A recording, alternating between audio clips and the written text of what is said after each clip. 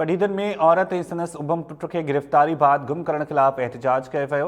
रुस्तम शहर जे घर ते चढ़ाई करे संदसि घरवारी उभम पुट सिंधियार ऐं भाउ खे गिरफ़्तार कयो वियो। वारसनि जो इहो चवणु आहे रुस्तम शहर अॻी गिरफ़्तारी बाद गुम आहे। औरत ऐं मासूम ॿार खे गुम करण किथां जो इंसाफ़ आहे, मुज़ाहिरीन जो इहो चवणु आहे। अव्हां खे आगाह कयो पहिरियां पढ़ीदन पुलिस घर ते चढ़ाई तोड़े गिरफ़्तारियुनि खां अणॼाणाई ज़ाहिर कई आहे। तफ़सील मालूम कंदासीं साजिद जोयो खां। साजिद, छा तफ़सील आहिनि? पुलिस गिरफ़्तारियुनि खां अणॼाणे ज़ाहिर कई आहे, वधीक छा चवणु आहे वारसनि जो? जी बिल्कुल, शायद पढ़ीदन में क़ौमी कारकुन की घर से चढ़ाई खिलाफ़ जिस्कम जिसाफ़ ऐं शहर बिरादरी पारां सिंधु चौक खां प्रेस क्लब ताईं रैली कढी एहतजाजी मुज़ाहिरो कयो वियो।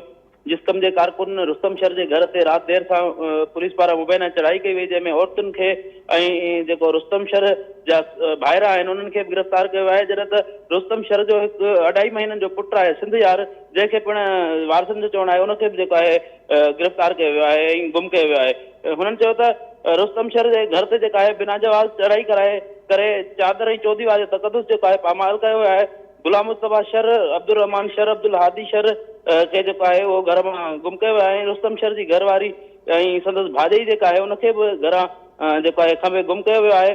जॾहिं त उन्हनि जेको उन्हनि जो चवणु आहे त जेकॾहिं इन्हनि ॼाणायल माण्हुनि ते को केस आहे त उन्हनि खे अदालतुनि में कोर्टुनि में पेश कयो वञे ऐं उन्हनि खे ज़ाहिर कयो वञे, पर 24 कलाकनि खां वधीक जेको आहे वक़्तु गुज़री वियो आहे, उन्हनि खे अञा ताईं ज़ाहिर न कयो वियो आहे। जॾहिं त इन समूरे मामले बाबति जेको आहे पढ़ीदन पुलिस सां जॾहिं राब्तो कयो वियो त उन्हनि बिल्कुलु लातालगी जो इज़हार कयो आहे। उन्हनि जो चवणु आहे, एसएचओ पढ़ीदन जो चवणु आहे त अहिड़ी कंहिं बि कार्रवाई जी असांखे जेका आहे इतला न आहे, न ई वरी पढ़ीदन पुलिस का हिते कार्रवाई कई आहे।